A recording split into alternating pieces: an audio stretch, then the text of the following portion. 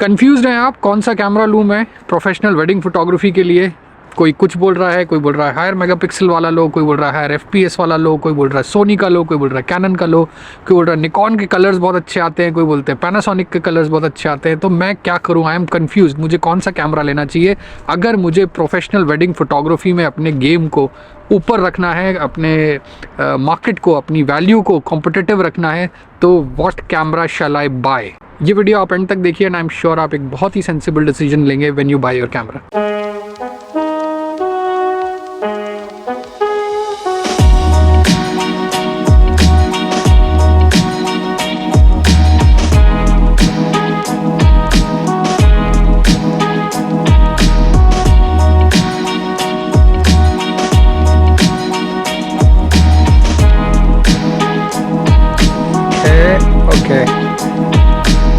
So guys, welcome to another video. और इस video में मैं बात करने वाला हूँ आपसे कि जब भी आप अपनी वेडिंग फोटोग्राफी के लिए, प्रोफेशनल वेडिंग फोटोग्राफी के लिए कैमरा खरीदने जाएं तो क्या क्या पॉइंट्स, क्या क्या चीज़ें ध्यान में रखनी चाहिए, और जो भी इन शॉप रिप्रेजेंटेटिव है या सेल्स एग्जीक्यूटिव है उसके बातों में ना पड़ते हुए अपने खुद का डिसीजन आप ले इन्फ्लुएंस ना हो। और डेफिनेटली जब इन पॉइंट्स पे आप स्टिक रहेंगे तो कोई कुछ भी बोलेगा उससे आपको फ़र्क नहीं पड़ने वाला, एंड आई एम श्योर आप एक बढ़िया कैमरा अपने काम के लिए सेलेक्ट करके लाएंगे। सो फ्रेंड्स, अभी मैं मेरे घर के पास एक पार्क है, उधर आया हुआ हूँ। एक्चुअली में एक हिल है, मैंने एक नए अपार्टमेंट में शिफ्ट किया था आज से कुछ 6-7 महीने पहले, एंड इसके एरिया पे मैं ज़्यादा एक्सप्लोर नहीं किया इस एरिया में। तो आई थॉट कि ये एक हिल है, यहाँ पे एक स्टेयर केस बनी हुई थी, एंड आई थॉट कि कभी जाके देखना चाहिए कि है क्या। हालांकि मैंने बहुत ही गलत सीज़न चूज़ किया ऊपर आने का। यहाँ थोड़ी थोड़ी स्नो भी पड़ी हुई है जगह जगह, तो और हल्की हल्की अभी गिर भी रही है। I am not too sure, आपको नज़र आ रहा होगा कि बहुत ही लाइट स्नोफ्लेक्स गिर रहे हैं अभी। पर क्योंकि थोड़ा सा आज वेदर खुला हुआ था, आप देख सकते हैं पीछे मेरे थोड़े से क्लाउड्स भी हैं, बट कंपैरेटिवली जो लास्ट वीक में तो पूरा ओवरकास्ट था, पूरा पैक था, उसके कंपैरेटिवली तो वेदर आज थोड़ा खुला हुआ है। So I thought I take a walk, और वॉक करते करते क्यों ना ऐसे टॉपिक के बारे में बात की जाए जो कोई नहीं कर रहा। और मेरे चैनल के थ्रू मैं इन्हीं टॉपिक्स को टच करने की कोशिश करता हूँ जो कोई नहीं कर रहा, क्योंकि बाकी लोग तो बहुत अच्छी अच्छी बातें कर रहे हैं। Best camera off 2022, best lens of 2022 या 2023 में क्या लेना चाहिए, और भी फोटोग्राफी टेक्निक्स के ऊपर, aperture, shutter speed, ISO, how to take good wedding pictures, how to take good candid pictures, इन सब के बारे में भतेरे ट्यूटोरियल्स, भतेरे ज्ञान के वीडियोस पड़े हुए हैं। बट मैं अपने चैनल के थ्रू ऐसे टॉपिक्स को भी, मैं इन टॉपिक्स पे भी बात करता हूँ जो मैंने आपसे डिस्कस किया, बट उसके अलावा मैं ज़्यादा से ज़्यादा बात करने की कोशिश करता हूँ उन टॉपिक्स के बारे में जो ज़्यादा लोग डिस्कस नहीं करते हैं।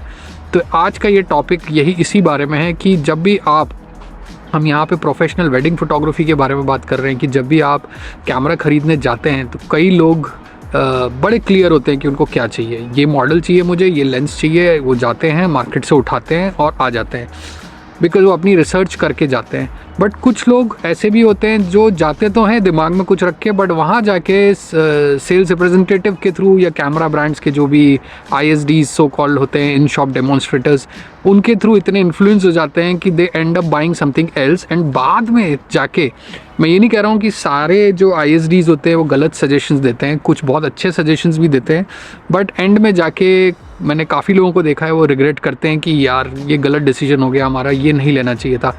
एंड एक डार्क रियलिटी ये भी है कि डीलर्स के पास आप जाएंगे जब भी, most of the dealers try to sell cameras जिनमें उनको ज़्यादा कमीशन मिलता है, उन ब्रांड्स के कैमरा जहाँ पे उनको ज़्यादा कमीशन मिलता है, या वो कैमराज जो उनके पास ओवर स्टॉक हो रखे हैं, बिक नहीं रहे हैं, उनको बेचने में वो ज़्यादा इंटरेस्टेड होते हैं। तो बहुत सारे फैक्टर्स होते हैं, एंड उनका मकसद सिर्फ एक है कि they just want to do business. तो जैसे भी हो बस कैमरा बिक जाए। सारे ऐसे डीलर्स नहीं होते हैं, कुछ अच्छे भी होते हैं, कुछ बड़े जेन्युइन सजेशंस भी देते हैं। बट डीलर्स के बारे में कभी और बात करेंगे, इसके बारे में भी मेरे पास एक वीडियो टॉपिक है जिसके बारे में मैं बात करना चाहूँगा, बट वो हम बाद में कभी टच करेंगे। आज हम बात करते हैं कि क्या क्या पॉइंट्स ध्यान में रखें अगर आप एक प्रोफेशनल कैमरा ख़रीदना चाहते हैं और आप फुल टाइम वेडिंग फोटोग्राफर हैं, even part time wedding photographer है जिससे आपकी एक्टिव या पैसिव इनकम होती है। तो कौन सा किस तरीके के चीज़ों को ध्यान में रखना चाहिए before you buy a camera. ना यहाँ पे मैं कोई स्पेसिफिक कैमरा मॉडल्स की बात नहीं करने वाला कि आप कैनन ले लीजिए, सोनी ले लीजिए, लूमिक्स ले लीजिए, या और क्या बचा, निकॉन ले लीजिए या फूजी ले लीजिए। मैं इन ब्रांड्स के, आप कुछ भी लेंगे by the end of the day जितना भी पैसा है वो जापान ही जाएगा तो सारी जापानीज़ कंपनीज़ हैं। सो पॉइंट मेरा ये नहीं है कि मैं आपको कोई एक स्पेसिफिक मॉडल सजेस्ट करूं, because I don't believe in that. I believe कि सब कुछ यूज़ करिए जो आपको वैल्यू फॉर मनी लगता है, वो सब ट्राई करने की कोशिश करिए जिससे आपका काम और निखरे, इर्रिस्पेक्टिव वो ब्रांड कोई भी हो। सारे ब्रांड्स बहुत बढ़िया कैमरा बनाते हैं, किसी में कुछ अच्छा है, किसी में कुछ नेगेटिव है, किसी में कुछ पॉजिटिव है। ऐसा कोई कैमरा कोई ब्रांड नहीं बना सकता जो बिल्कुल परफेक्ट कैमरा हो, क्योंकि जिस दिन वो कैमरा बन गया मेरे भाई, कैमरा इंडस्ट्री ख़त्म हो जाएगी। आई मीन लोग कैमरा ख़रीदना बंद कर देंगे क्योंकि लोग सिर्फ उसी कैमरा को ख़रीदेंगे, राइट। सो कुछ ना कुछ हर कैमरा में वो लोग छोड़ देते हैं ब्रांड्स, ताकि आप उनका अगला कैमरा ख़रीदें कुछ और फीचर्स के साथ। तो इवेंचुअली ये जो वीडियो है यहाँ पे हम डिस्कस करेंगे क्या क्या पॉइंट्स आप ध्यान में रखें। और पहला पॉइंट जो मेरे दिमाग में आता है, जो कि इस वीडियो का लास्ट पॉइंट होना चाहिए था, बट क्योंकि जब भी आप स्टोर पे जाते हैं तो जो बेचने वाला है, जो सेल्स रिप्रेजेंटेटिव है, वो हमेशा आपको पहली चीज़ जो बताएगा, सर ये इतने मेगापिक्सल का कैमरा है। नाउ कुछ लोगों का मानना ये है कि मेगापिक्सल बहुत इंपॉर्टेंट रोल प्ले करता है फोटोग्राफी में, और मैं उससे बिल्कुल अग्री भी करता हूँ। और कुछ लोगों का ये मानना है कि मेगापिक्सल एक मार्केटिंग गिमिक है, आप कितने भी मेगापिक्सल का कैमरा ले लें, इर्रिस्पेक्टिव कुछ भी ले लें, equipment doesn't matter, it's the man behind the machine not the equipment. जिससे मैं काइंड ऑफ एक पॉइंट पे अग्री भी करता हूँ और डिसएग्री भी करता हूँ, बिकॉज अगर फार्मूला 1 रेस में सबकी कार बराबर होगी स्पेसिफिकेशन कार्स के, तब तो रेस देखने में मज़ा आएगा। किसी की कार ज़्यादा पावरफुल है, किसी की कार कम पावरफुल है, तो वो रेस देखने में क्या मज़ा, जब आपको पता है कि ये बंदा टैलेंटेड भी है, स्किल्ड भी है, इसके पास पावरफुल गाड़ी भी है, तो ऑब्वियसली यही जीतेगा। तो इक्विपमेंट आज के कॉम्पिटिटिव एनवायरनमेंट में, जो हम वेडिंग फोटोग्राफी की बात कर रहे हैं, इतना कॉम्पिटिटिव एनवायरनमेंट है, इतना बड़ा मार्केट भी है, अपॉर्चुनिटीज़ भी हैं सबके लिए, बट देन उस कॉम्पिटिटिव एनवायरनमेंट में बने रखने के लिए सिर्फ स्किल्स, टैलेंट, क्रिएटिविटी ही इंपॉर्टेंट नहीं है। आप अपने इक्विपमेंट को कितना अप टू डेट रखते हैं। कुछ इक्विपमेंट्स में कुछ फीचर्स होते हैं कैमराज़ में जो आपकी फ़ोटोग्राफी को काफ़ी आसान कर देते हैं। तो मेगापिक्सल की अगर हम बात करें तो मेगापिक्सल उन्हीं में से एक फ़ीचर है ना, सबको हायर मेगापिक्सल की ज़रूरत नहीं ना। मैं बिल्कुल पॉइंट की बात यहाँ पे करता हूँ, और इसमें अगर किसी को डिसएग्रीमेंट है तो वो कमेंट बॉक्स में डाल सकता है।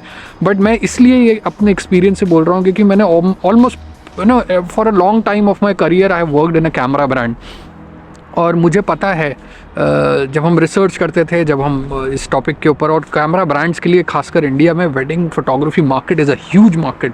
जितने भी कैंपेन्स आप देखेंगे, जितने भी मार्केटिंग कोलैटरल्स देखेंगे, वो सब वेडिंग फोटोग्राफी के ऊपर ही टारगेट किए जाते हैं, क्योंकि वो बहुत बड़ा मार्केट है कैमरा ब्रांड्स के लिए। ऐसा कैमरा ब्रांड्स समझते हैं। I don't know on what basis, what kind of research they have done.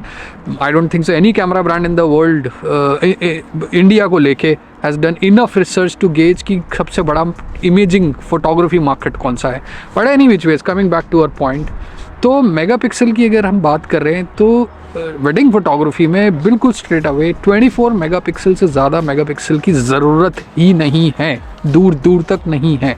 अगर कोई शॉप पे अगर आप जा रहे हैं और वो आपको बोल रहा है सर ये 50 मेगापिक्सल का कैमरा है, ये 36 मेगापिक्सल का, ये 45 मेगापिक्सल का है, ट्रस्ट मी, आपको वो एक्स्ट्रा, अगर आप 50 मेगापिक्सल लेने की सोच रहे हैं तो एक्स्ट्रा 24-25 मेगापिक्सल लेने की बिल्कुल ज़रूरत नहीं है। अगर आप वो लेते हैं तो आपको एक बेटर मशीन भी चाहिए होगी, बेटर कंप्यूटर सिस्टम भी चाहिए होगा टू प्रोसेस दैट 50 मेगापिक्सल का रॉ फाइल, 14 बिट का रॉ फाइल, क्योंकि 50 megapixel we are talking about somewhere about 100 to 150 MB of file size, अगर हम रॉ पिक्चर्स की बात करें। तो मुझे नहीं लगता किसी को वो एक्स्ट्रा 25 मेगापिक्सल की वेडिंग फोटोग्राफी में किसी को ज़रूरत है। 24 मेगापिक्सल आपको बहुत ही क्लीन शॉट्स भी देता है, क्योंकि अगर आप हायर मेगापिक्सल कैमरा पे जाएंगे, कोई कुछ भी बोले कि इसमें बेटर प्रोसेसर है, फास्टर इंजन है, और इसकी प्रोसेसिंग बहुत फास्ट है, और हाई ISO परफॉर्मेंस है, एक 24 मेगापिक्सल कैमरा हमेशा आपको ज़्यादा क्लीन इमेजेस देगा नॉइज़ और ग्रेन्स के कंपैरेटिवली, अगर हम उसको कंपेयर करें एक हायर मेगापिक्सल कैमरा से सेम सेंसर्स पे। तो हमेशा ध्यान रखिए कि 24 मेगापिक्सल, मुझे ऐसा लगता है, मैं सजेस्ट यही कहूँगा इससे ऊपर मत जाइए मेगापिक्सल्स में, बिकॉज देन करने को तो आप 50 मेगापिक्सल, 100 मेगापिक्सल, हैज़लब्लड और फेज़ 1 से भी वेडिंग फोटोग्राफी कर सकते हैं, बट देन क्या आपको उतने की ज़रूरत है, ये सोच के देखिए। तो 24 मेगापिक्सल पे स्टिक रही है, नंबर 1। ओह, आप देख सकते हैं धीरे धीरे बर्फ़ गिरनी चालू हो गई है। ये सीज़न की पहली बर्फ़ है जो यहाँ बुडापेस्ट में गिर रही है और आप इसके अब विटनेस बन चुके हैं। सो काफ़ी इंटरेस्टिंग लग रहा है बात करके। यहाँ पे स्नोफ्लेक्स गिरते हुए, थोड़ी हवा भी तेज़ हो गई है, बट एनी चीज़ मज़ा आ रहा है। बात करते हैं आगे। दूसरा पॉइंट, फुल फ्रेम। यस, कोई कुछ भी बोले, मैं रिपीटेडली अपने वीडियोस में कहता हूँ, चाहे आप हॉबी के तौर पे देखें, चाहे आप प्रोफेशन के तौर पे देखें, photography is an expensive business, बहुत महंगा शौक़ है। और अगर आप वेडिंग फ़ोटोग्राफी की बात करें, इतना कॉम्पिटिटिव हो गया है कि ना सिर्फ आपका क्रिएटिव होना और स्किल्ड होना ज़रूरी है, बल्कि आपका एक ढंग का इक्विपमेंट यूज़ करना भी बहुत ज़रूरी है। और इसलिए नहीं कि आपको शूशा करना है या लोगों को दिखाना है, अपने क्लाइंट को दिखाना है। ऑब्वियसली शायद कुछ क्लाइंट इन्फ्लुएंस होते होंगे। मेरी लाइफ में तो मेरे वेडिंग फोटोग्राफी करियर में जो मैंने पास्ट में किए हैं, मुझे कोई क्लाइंट ऐसा नहीं मिला जिसने पूछा हो भाई आप कौन सा कैमरा यूज़ करते हो, और तब मुझे काम दिया हो। They have always given work to me on the basis of my portfolio. But then कुछ जगहों पे इंडिया में, जैसे पंजाब हो गया और कुछ और स्टेट्स हो गए, जहाँ पे मैंने काफ़ी रिसर्च करी है, यहाँ पे कई बार एक बड़ा वेडिंग फोटोग्राफर अपने नीचे जो टीम सेलेक्ट करता है वो इसके बेसिस पे करता है कि जो टीम मेंबर आ रहा है उसका पास कौन सा कैमरा है। और वो इसलिए ये शायद नहीं करता कि उसको शूशा करना है या शो ऑफ करवाना है क्लाइंट के सामने, वो इसलिए करता है क्योंकि ही मेक श्योर कि भैया एक्सपेंसिव कैमरा होगा, फुल फ्रेम होगा, तो things will be little easier for him in post production as well as for the team member जो फोटोग्राफी कर रहा है। एंड ट्रस्ट मी, जब आप थोड़ा एक्सपेंसिव कैमरा लेते हैं in terms of sensor size, APS-C से ना शूट करके फुल फ्रेम से शूट करते हैं, तो life becomes a lot easier जब हम इंडियन वेडिंग फोटोग्राफी सिनेरियो की बात करते हैं। क्योंकि इंडियन वेडिंग फोटोग्राफी में आप देखेंगे तो लाइट जो है वो कॉन्स्टेंटली चेंज होती रहती है। कहीं ज़्यादा लाइट है, कहीं कम लाइट है, कहीं बिल्कुल ही लो लाइट है। जब विदाई हो रही होती है तारों की छाँव में, सो कॉल्ड अर्ली मॉर्निंग, तब ऑलमोस्ट एक रोड होती है, रोड के ऊपर एक लैंप पोस्ट होता है, उसके नीचे कार खड़ी होती है और उसी में सब मैनेज करना होता है, या वीडियो वाले से बोलना पड़ता है कि लाइट मार यहाँ पे। इन सारी सिचुएशंस में अगर आपको बचना है, अगर आपको क्रिएटिविटी पे ज़्यादा फोकस रखना है, तो you should have a camera जिसकी ISO परफॉर्मेंस बहुत अच्छी हो। और ट्रस्ट मी, ऐसा कोई भी APS-C कैमरा इंडियन मार्केट में या वर्ल्ड वाइड किसी मार्केट में नहीं है जो फुल फ्रेम को बीट कर सके in terms of ISO performance. अगर कोई आपको ये बोल रहा है सर ये कैमरा ले लीजिए, ये APS-C भले ही है बट इसकी ISO परफॉर्मेंस एक फुल फ्रेम से ज़्यादा बेटर है, वो बिल्कुल झूठ बोल रहा है। ऐसा हो ही नहीं सकता, टेक्निकली पॉसिबल ही नहीं है। अगर एक 24 मेगापिक्सल का APS-C कैमरा है और एक 24 मेगापिक्सल का फुल फ्रेम कैमरा है, तो फुल फ्रेम की ISO performance will be always good. मैंने अपने कुछ वीडियोस में पास्ट में ये भी जिक्र किया था कि कुछ फोटोग्राफर्स ISO को लेके बहुत ज़्यादा पर्टिकुलर रहते हैं और एक सर्टन ISO के ऊपर फोटोग्राफी करना पसंद ही नहीं करते। बट वेडिंग ऐसा डायनेमिक सिचुएशन हो जाता है जहाँ पे content and story becomes more important और ISO बैक सीट ले लेता है। और मुझे ऐसा लगता है आजकल के जितने भी फुल फ्रेम कैमराज हैं, चाहे वो सोनी के हों, निकॉन के हों, कैनन के, कोई भी ब्रांड के आप ले लें, जो भी लेटेस्ट आ रहे हैं कैमराज आफ्टर प्रॉबली 2019-20 के बाद जो भी मॉडल्स लॉन्च हो रहे हैं, उन सब की ISO परफॉर्मेंस बहुत अच्छी है। आप 3200 ISO, 8000 ISO में, इनफैक्ट मैंने 10,000 ISO पे भी पिक्चर को प्रिंट किया है एल्बम के अंदर, और नोटिसेबल ग्रेन्स और नॉइज़ नज़र नहीं आते उसमें। और ये मैं एक वीडियो में भी जिक्र कर चुका हूँ इसके ऊपर, वो वीडियो का लिंक मैं नीचे डाल दूँगा, उसको देखिए, आप समझिए कि आपको ISO को इम्पोर्टेंस कब देनी है, कब नहीं देनी है, तो आपकी लाइफ थोड़ी और आसान हो जाएगी एज अ वेडिंग फोटोग्राफर। सो तीसरा पॉइंट मैं बोलूँगा FPS। हर कैमरे में, जिन लोगों को नहीं पता हो, फ्रेम्स पर सेकंड एक फ़ीचर होता है जो कि नॉर्मली हम बर्स्ट मोड पे उसका इस्तेमाल किया जाता है।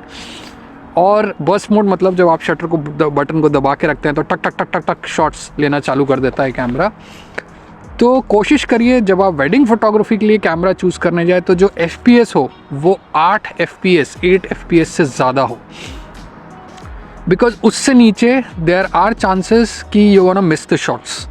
और ये मेरा पर्सनल एक्सपीरियंस है। कुछ लोग बोलेंगे FPS तो वाइल्ड लाइफ और स्पोर्ट्स फोटोग्राफी में यूज़ होता है, yes of course, but then wedding photography भी कोई कम वाइल्ड नहीं होती, बिकॉज इतना डायनेमिक एनवायरनमेंट होता है। ऑफ कोर्स जब आप ब्राइड एंड ग्रूम से पोज वोज करवा रहे हैं देन तो FPS की इतनी कोई ख़ास ज़रूरत नहीं है, बट देन जब चीज़ें आपके कंट्रोल में नहीं है और आपको वो कैंडिड मोमेंट्स उठाने हैं, वो सीरीज़ ऑफ शॉट्स उठाने हैं जिनको आप घर जाके फिर पिक एंड चूज़ कर सकें कि कौन सा शॉट अच्छा है, इनमें से आप सेलेक्ट कर सकें या क्लाइंट से सेलेक्ट करवा सकें, उसके लिए हायर FPS का होना बहुत ज़रूरी है। 8 FPS तो मिनिमम आई थिंक चाहिए ही चाहिए अगर आप वेडिंग फोटोग्राफी करते हैं। और मैं रिकमेंड भी ये करूँगा, अगर आप वेडिंग फोटोग्राफी करते हैं तो प्लीज़ बर्स्ट मोड में शूट करना चालू कर दीजिए।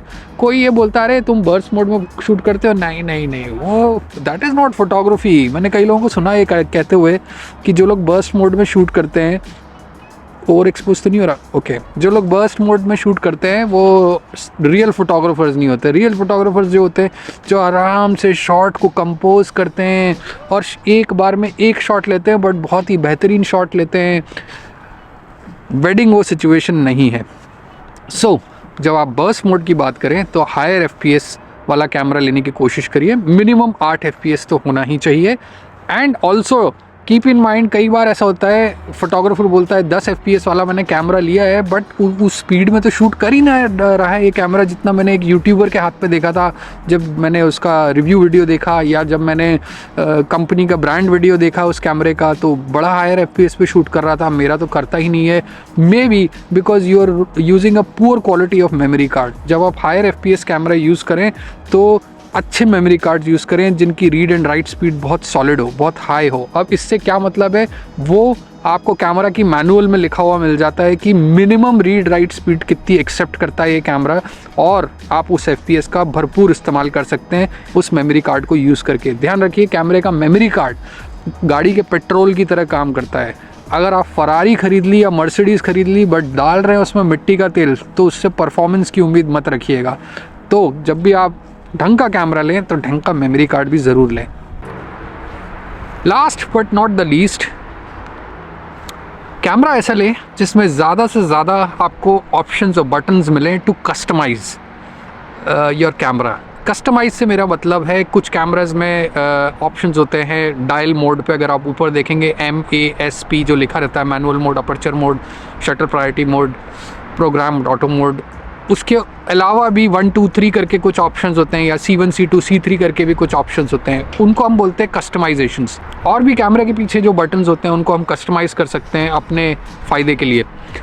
तो कोशिश करिए ऐसा कैमरा लें जिस पे आपको कस्टमाइजेशन के ऑप्शंस मिले। वो मैं इसलिए बोल रहा हूँ क्योंकि कई बार ऐसी सिचुएशंस होती हैं जब आप फोटोग्राफी कर रहे होते हैं और क्विकली आपको वीडियो शूट करना होता है। कई बार ऐसा होता है कि आपका जो लीड वीडियोग्राफर है, सिनेमाटोग्राफर है, वो कहीं और बिजी है, कुछ और शूट कर रहा है, और आप ऐसी जगह पे हैं जहाँ पे आपको लगता है यार ये मोमेंट की पिक्चर्स तो होनी ही चाहिए, इसके अलावा वीडियो फुटेज भी होना चाहिए था। Then you can quickly switch वो कस्टम बटन के through to shoot a video clip, एक 10 सेकेंड की, 15 सेकेंड की, सो दैट सिनेमाटोग्राफर और videographer can use that footage in the wedding film. Because wedding is a team game. एक बंदा एक बहुत अच्छी वेडिंग फिल्म भी बना ले और फोटोग्राफी भी कर ले, ये थोड़ा सा मुश्किल हो जाता है। टीम में काम करना है तो थोड़ा बहुत दूसरों को सपोर्ट करना भी आपको आना चाहिए। तो मुझे ऐसा लगता है कि ऐसा कैमरा जिसमें कस्टमाइजेशन के ऑप्शंस हों, जैसे कि मेरा जो कैमरा है उसको मैंने कस्टमाइज़ करके रखा है एक बटन को, जिससे मैं क्विकली फुल फ्रेम से APS-C मोड में चला जाऊँ, क्रॉप मोड में चला जाऊँ। क्योंकि कई बार आप शूट कर रहे हो और आपके पास वो लेंस नहीं लगा, जूम लेंस नहीं लगा, बट फिर भी आपको सब्जेक्ट के थोड़ा और करीब का शॉट चाहिए, तो APS-C मोड पे मैं फटाफट वो कस्टम बटन को दबाता हूँ और वो क्रॉप मोड में चला जाता है, तो मुझे थोड़ा सा और टाइटर फ्रेम मिल जाता है। तो ये मेरी रिक्वायरमेंट है, बट आपकी रिक्वायरमेंट कुछ और हो सकती है, तो आप उसको उस हिसाब से सेट कर सकते हैं। एक कस्टमाइजेशन को मैंने रखा हुआ है face detect auto focus of और ऑन। तो जब मुझे फेस डिटेक्ट चाहिए होता है तब मैं उसको ऑन करता हूँ, जब नहीं चाहिए होता है तब मैं उसको ऑफ़ रखता हूँ। क्योंकि कई बार जैसे मैं एविएशन वीडियो बना रहा हूँ या फोटोग्राफी कर रहा हूँ और सामने मैं एक जहाज़ को शूट कर रहा हूँ एयर शोज़ में, और सामने कुछ लोग खड़े होते हैं, तो कई बार फेस डिटेक्ट क्या है, लोगों पे फोकस लॉक कर लेता है और वो हवाई जहाज़ को छोड़ देता है। तो मैंने इसलिए इस बटन को कस्टमाइज़ किया अपने लिए। तो आपकी रिक्वायरमेंट कुछ और हो सकती है। वेडिंग में रिक्वायरमेंट बहुत स्पेसिफिक होती है, वहाँ पे आपको फेसेस को ही शूट करना है, तो ज़रूरी नहीं आप उस कस्टम बटन को इसके लिए सेट करें, आप किसी और यूज़ के लिए भी सेट कर सकते हैं। जैसे ISO पे कस्टमाइज़ कर दिया, मैनुअल ISO और ऑटो ISO के लिए उसको कस्टमाइज़ कर दिया। तो ये बहुत सारी ऑप्शंस दिए जाते हैं कैमरा कंपनीज द्वारा to customise particular button. So guys, I hope आपको ये एक छोटा सा इन्फॉर्मेटिव वीडियो अच्छा लगा होगा। अगर अच्छा लगा है तो प्लीज़ कमेंट करिए। और मैं सोच रहा हूँ मैं कुछ 4-5 वीडियोस की एक सीरीज़ ही बना दूँ कि अगर आप, जैसे कि मैंने वेडिंग फोटोग्राफी के ऊपर बनाई कि अगर आप वेडिंग फोटोग्राफी करते हैं तो आपको क्या क्या चीज़ें ध्यान में रखनी चाहिए कैमरा ख़रीदने से पहले, वैसे ही मैं सोच रहा हूँ एक वाइल्ड लाइफ फोटोग्राफी के ऊपर, ट्रैवल एंड स्ट्रीट फोटोग्राफी के ऊपर, लैंडस्केप फोटोग्राफी के ऊपर, एंड एक कैटेगरी फैमिली एंड फन, जो ऐसे ही शौकिया फोटोग्राफी करते हैं, कभी छुट्टी पे जाना है फैमिलीज़ के साथ, तो उन लोगों को भी क्या पॉइंट्स ध्यान में रखने चाहिए बिफोर बाइंग अ कैमरा। मैं सोच रहा हूँ इसके ऊपर एक सीरीज़ ही बना डालूँ 4-5 वीडियो की, तो बड़ा मज़ा आएगा। आपका क्या कहना है कमेंट बॉक्स पे लिखिए, आप क्या इस तरीके की कोई सीरीज़ को देखना पसंद करेंगे, तो I will definitely work towards it. So आज के लिए इतना ही, and I will be back with another video pretty soon. Until next time, bye for now.